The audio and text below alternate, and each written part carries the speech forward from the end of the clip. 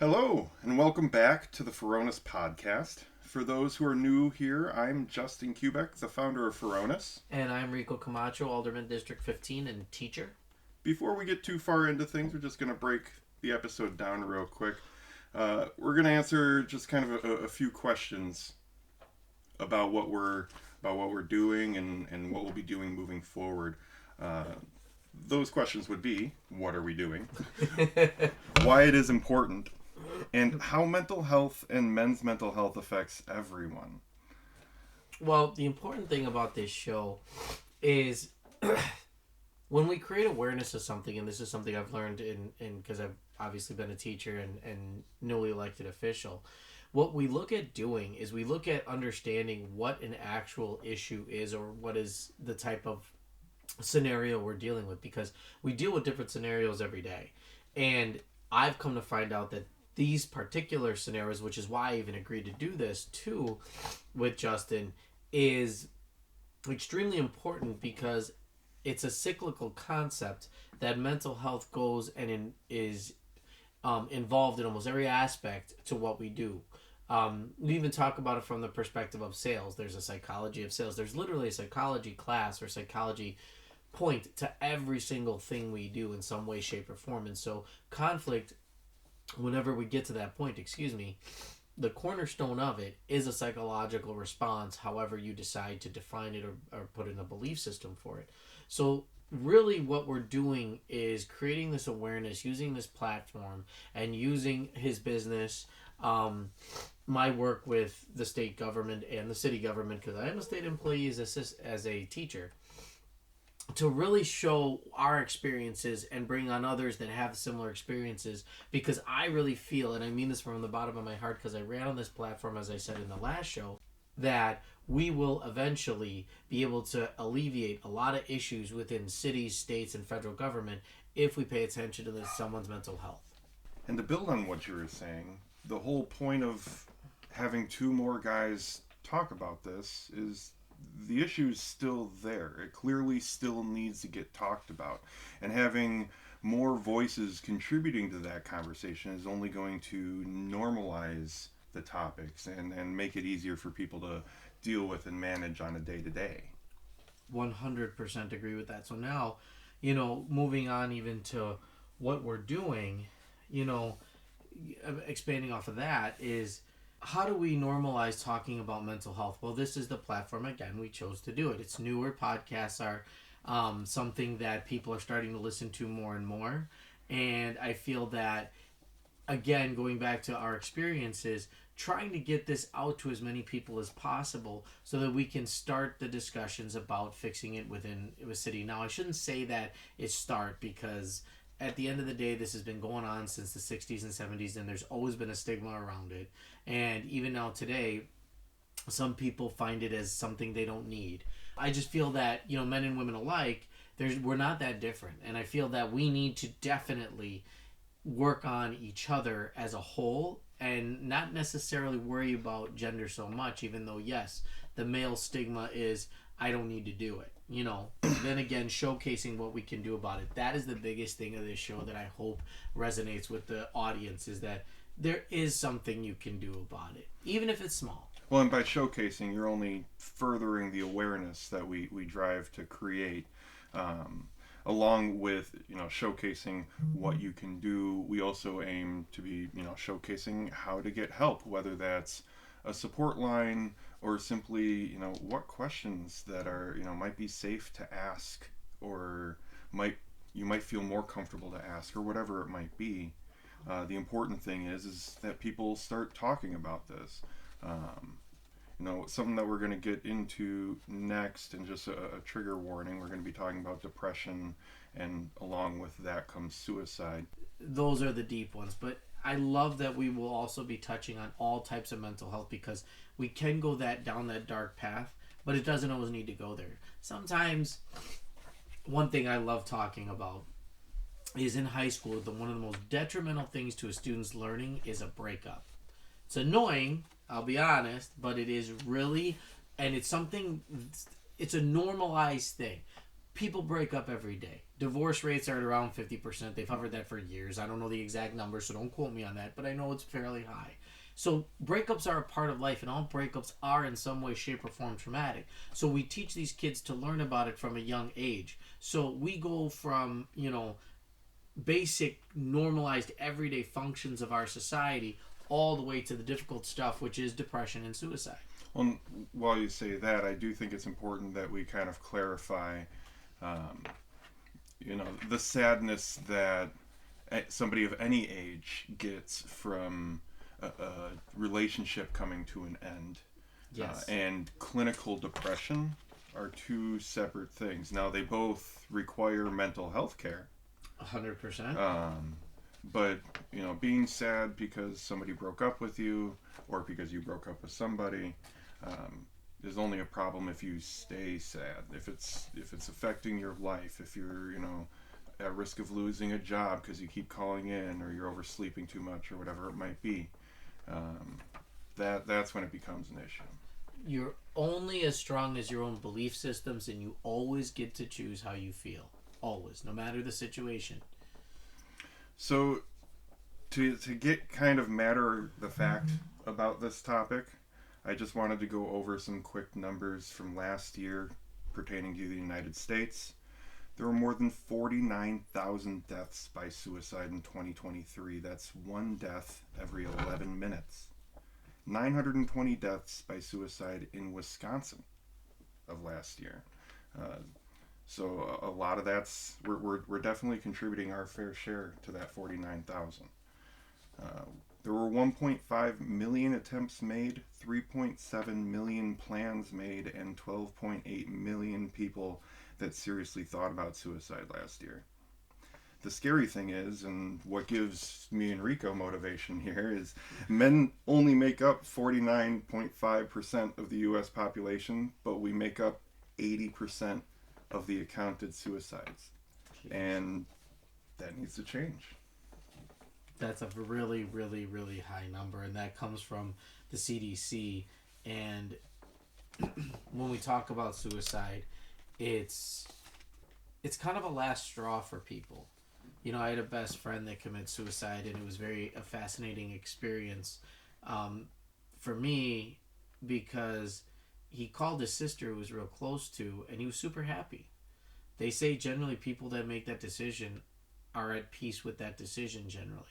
Now, that's not always the case, but it's happened a lot. And to be at a place in your life where that's the only option that makes you feel peace is something that we probably could talk about and prevent, which is what we're doing here earlier on. Well, the way that I look at it, I mean, depression, and specifically clinical depression, it's a disease, more or less, or a sickness, if you will.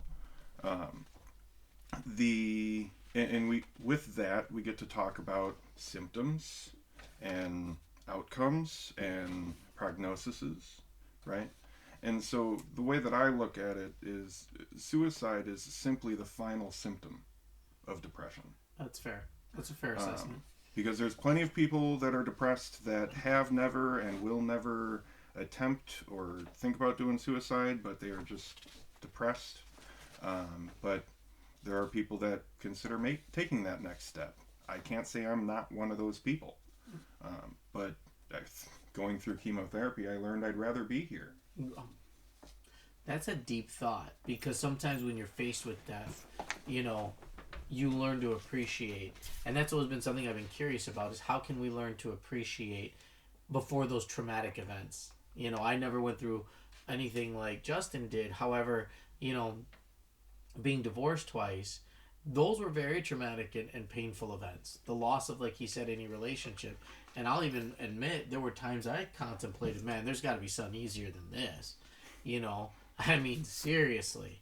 Right. And there were a couple of times where I'm like, maybe if I just ended it, this would just end all the problems and leave everybody else to figure out the rest. Now, things ended up going okay.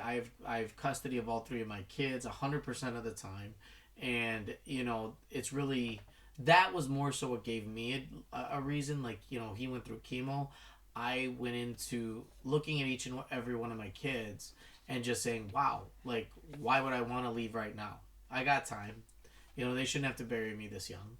So the different motivations for overcoming it, I think we can all accept the fact that one reason is loving something or learning to appreciate what you do have is, I guess, a better way of looking at it. Love is obviously the foundation of anti-depression, but I would say that learning to appreciate what you do have, even though it may not be something you really want at this point, at least I have this. And always looking at the brighter side of things really does help move things along. And that's actually something that I find myself doing when I am spiraling.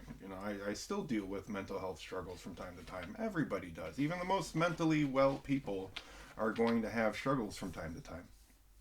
And I find myself really, to bring myself out of that, I need to stop and internalize and kind of realize that I have that perspective to know, like, hey, I do have it pretty good. I have clothes on my back and food on the table and a roof over my head, and not everybody can say that. And if you can't say that, especially in Waukesha, I mean, there's resources for that too. Oh, tons of them. I mean, just today I was at a Waukesha Family Promise event, which was an amazing event at Maddie's Bar, and they did a fundraiser. And just knowing that organization, they try and they connect people with housing. So, dealing with basic Maslow. When you feel safe and secure, your mental health tends to be a lot better. And what does that better than shelter and food and basic hygiene products? So it's the basic and it's the little things sometimes that we all take for granted, like a roof over our heads. We all want the $1 million car, but sometimes just saying, hey, this is great that I'm able to live in this 1-bedroom apartment or, live in this 2-bedroom house. I've got something that I can feel safe about. Now let's move up that pyramid. You know what I'm saying? Yeah, once it's the hierarchy of needs. Once you get one level done, the natural thing to do is to maintain and move up to that next step and to improve upon your life. 100% agree with that. And so, I mean, I think that even drives us into how mental health affects us, men and, everyone in general. And the number one thing that I do agree with Justin on, as we've spoken about, and we've even said it a few times today, is the stigma itself. That I feel though people think they're weak, men and women alike. I've seen women who fight going to a therapist, who make excuses. I mean, it took me. So my mother's a therapist. She runs her own practice, Elysian Therapeutic Services. And her grandchildren, my children, didn't want to go to therapy. It was a fight. And I was like, no, you're going to therapy. Because of the stigma behind it. I mean, everybody has it because they think you're crazy. That seems to be the big one. Or I'm soft because I'm emotional. That's another big one. Or if you've ever seen a sitcom from the 90s, they always joke about going to a shrink. Yep. The shrink is my favorite. I'm kidding, of course. But but no. Oh, wait, should I not have said that? No, I'm sorry. No. I just offended an entire group of people. I don't think so. I think they're just rolling their eyes right now if I were to read that correctly. Good. I'm in the clear. For now, we'll see what happens. But no, I mean, I feel like the stigma around it is what causes, like I said, a majority of conflicts I see in schools. Heck, I saw it a couple times on the city council, and I only been to one meeting. And and I'm not saying anybody has mental health issues. No, what I'm saying is the basis of how we look at our mental health. Like, okay, for example, a basic thing. I was exhausted at the common council meeting. Been through a lot. It was a long meeting. That's my own mental health saying, slow down, but I have to push through. Now, when you're tired, what happens? You get more irritable. So, checking myself and saying, okay, I need to know when to speak and know when not to speak, and understanding my own mental health from that perspective. That's where I'm saying mental health has a stigma of, okay, I have to go to a therapist. I'm a bad person. Or even, me, I'm sitting here having to make decisions and still having to check my mental health on a regular basis. Because, if I get angry at something, that may cause a big issue in the city to not get resolved just because I'm tired and angry. And that's what I mean by I see it. When you get angry, it's checking yourself and your own mental health. How am I going to do this? How am I going to respond? Because I always get to control how I feel and at least observe how I feel. So if I'm angry, okay, I'm angry. What does that mean? Then you take a minute before you react. That's something that has always helped me personally. I want to highlight something that and just kind of expand on something that you mentioned just now. You said you referred to people on the city council and their mental health, and then you had the knee jerk. Not that anybody has mental health issues. Right. This actually reminded me of a conversation I just had with a friend of mine, where we talked about a way to actually talk differently about the topic that might help us understand it better and be a little bit more easygoing when we are talking about it. Let's take food for example. If you are on a diet, right, that's something very regimented, but at the same time, we know that a diet is just what you're eating on a day-to-day basis. It's not anything specific. If you don't think you're on a diet, start writing down everything you eat every day. You'll find out what your diet is. And the same idea applies to mental health. You can take care of your mental health without being mentally unwell. You can take care of your mental health without being mentally ill or being neurodivergent or any of those things. And you can also not be neurodivergent or any of those things and have mental health episodes. And it's okay. It makes you normal. It's nothing to be ashamed about. And going back to it, that's why we want to have certain guests on these shows, because we're not professionals. And we're not able to diagnose or say anything. This is an awareness show. And I feel as though the most important thing is getting these people on and explaining what is and what isn't. Like I remember my mom teaching me about a positive red. And that means you can be overly excited. So even in your mental health, which happens to me a lot, I'm excited about a topic and then, you're just like a bull in a china shop, they say. Because one thing has been repeated to me over and over, I'm a pretty high energy guy. So, when you're red, that doesn't always mean you're angry. That could mean you're overly excited. Now, that's where it's interesting. The emotion of, for example, love and hate is not different. It's just a matter of a strong emotion. Same concept with excitement and anger. It can look different, but it's still the same elevated feeling when you feel it in your body and things of that nature. So I feel as though, understanding how we manage our own and having people talk to us about it will hopefully get this out there that, and be more compassionate with each other.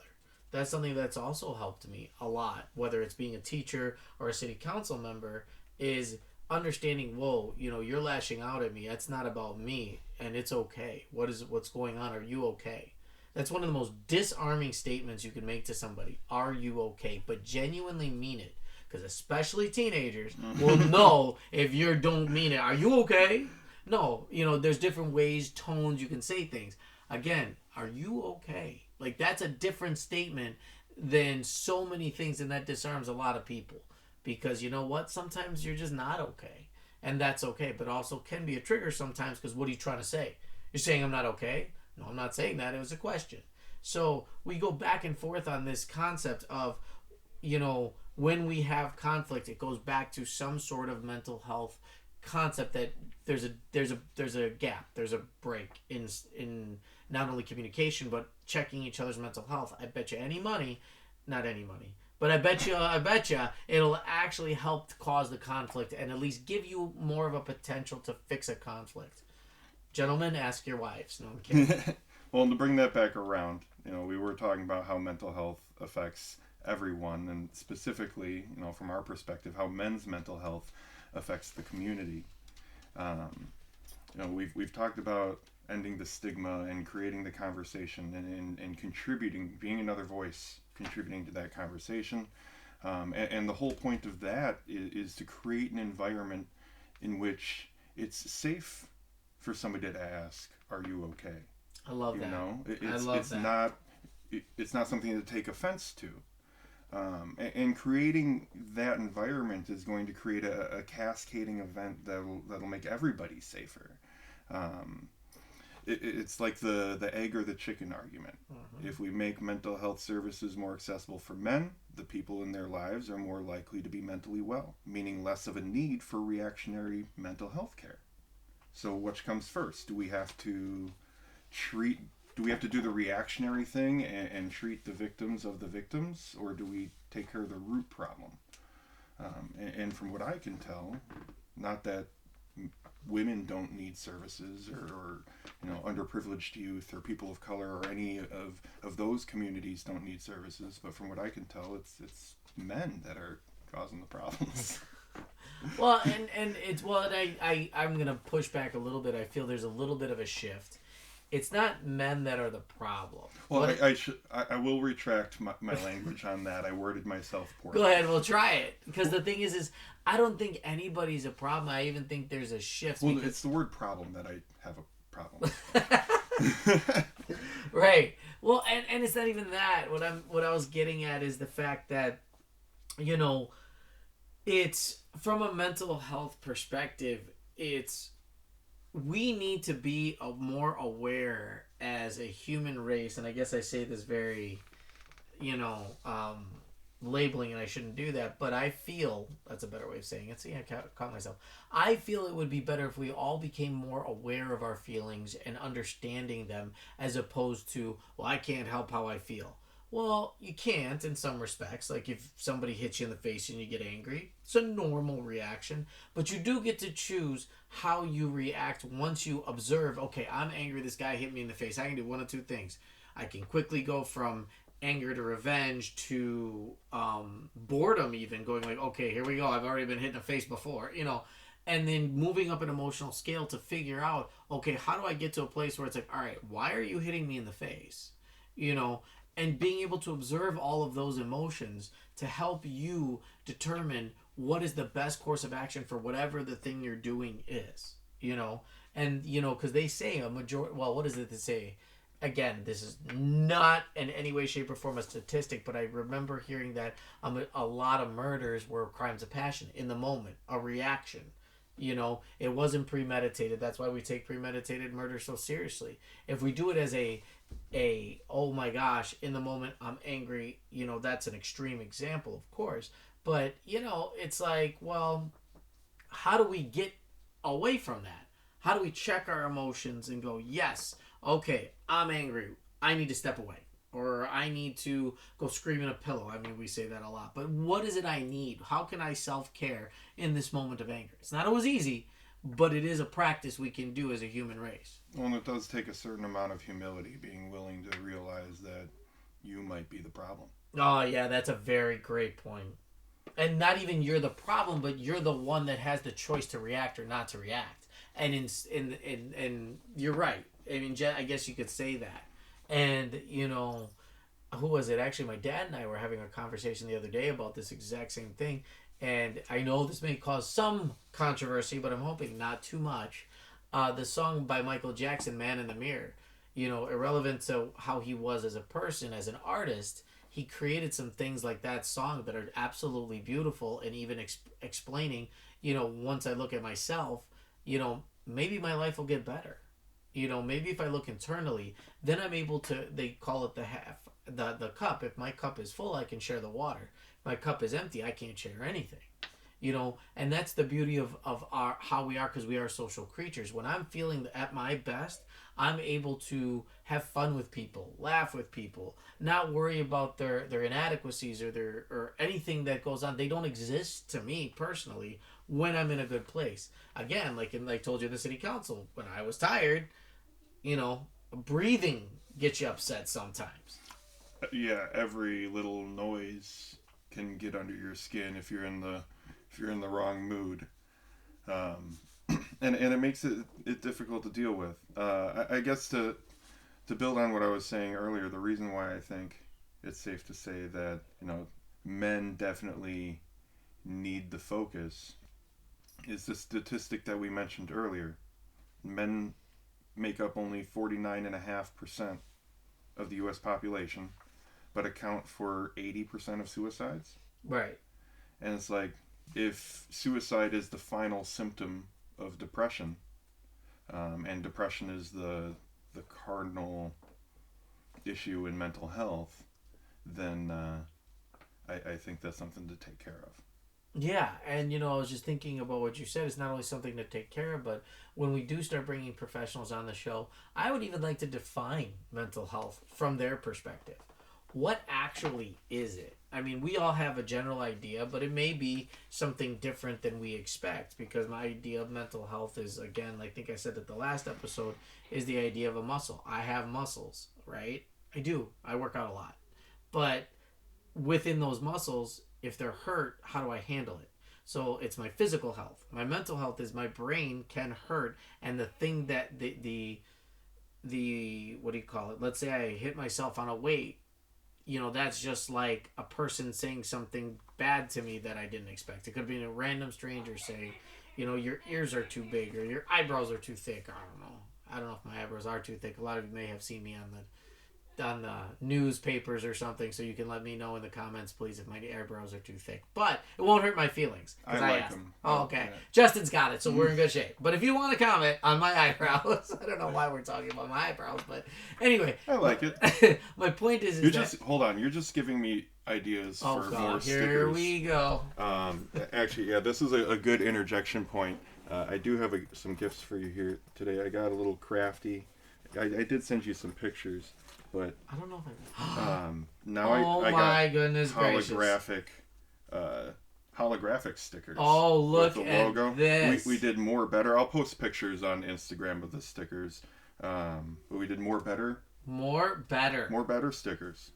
I don't know why that reminds me of Will Ferrell. It just sounds like something he'd say. I'm more better now. Yeah, that's giving Will Ferrell very much. I love it. But yeah, you can have a few of these. I also have some other Furonis ones, but now I need to make some that are just your eyebrows. That's probably a great idea. You can go through those, yeah. That's a great idea. We're gonna do my eyebrows. I'm not gonna. Well, sometimes I should maybe do my eyebrows. Anyway, if there's enough interest, I'll put the stickers in the shop, and I'll put my eyebrows in. We'll include a clipping of his eyebrows with each set. Not a clipping, it's actually on my face. That's what we'll do. Rico's eyebrows. Let's go. If that becomes a famous thing, that'd be hilarious. But anyway, no pressure to the audience here. But no, I feel like this is huge from the perspective of people can say things that'll potentially hurt your feelings, and you don't know how that'll handle, and so that's mental health to me. Well, when somebody's acting negatively towards you, it's usually safe to say it's more to do about them, the aggressor in the scenario. And that's where I was kind of alluding to with the chicken or the egg argument. What comes first? Do we take care of the kid that's getting bullied? Or do we provide mental health services to the bully before he becomes a bully? Well, they always say hurt people hurt people. So where along the lines did you become hurt? And, that's where I feel as though even drugs and alcohol play a role. Like, yeah, I like a beer occasionally.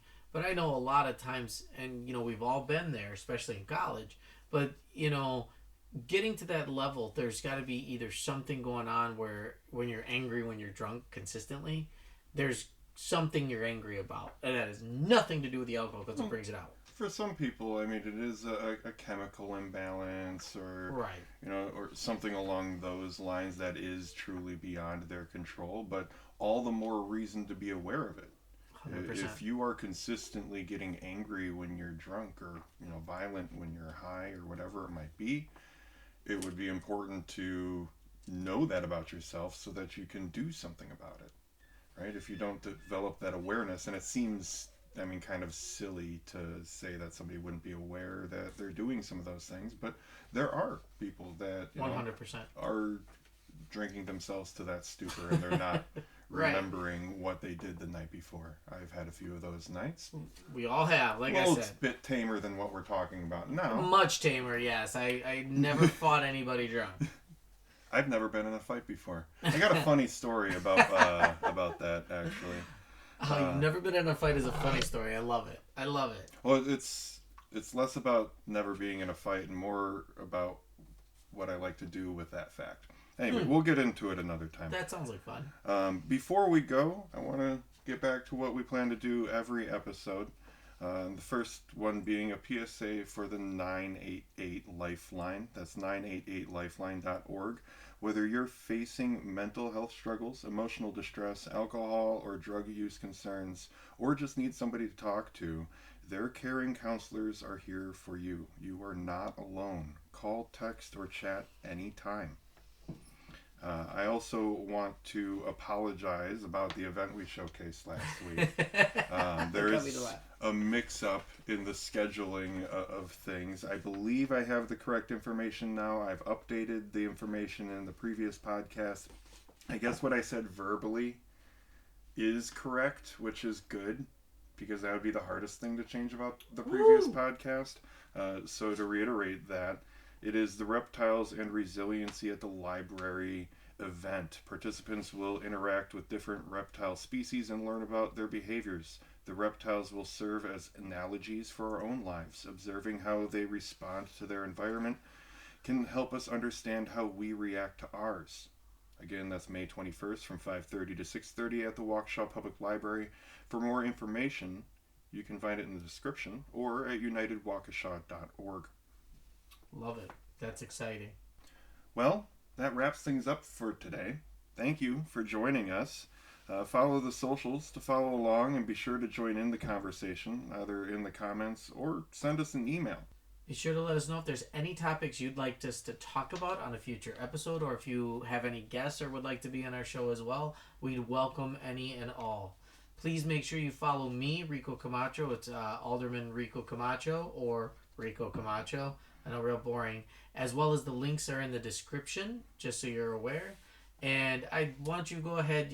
Justin came up with this amazing Pope with amazing Pope. Wow! Why don't we try that again? Man, I got this. Amazing quote from the late Pope Francis, who was a pillar of the Catholic Church and did things way differently than most. I was a big fan. Again, went to Catholic Memorial. And I just couldn't say how much he did for the actual church itself. So that quote from Pope Francis, which I didn't see it when it was live broadcast, but this comes from this previous Easter. On this day, I would like all of us to hope anew and to revive our trust in others, including those who are different than ourselves or who come from distant lands, bring unfamiliar customs, ways of life, and ideas. Very cool. Very, very cool. Thank you, Pope Francis, and thank you all for listening. Appreciate you. Until next time.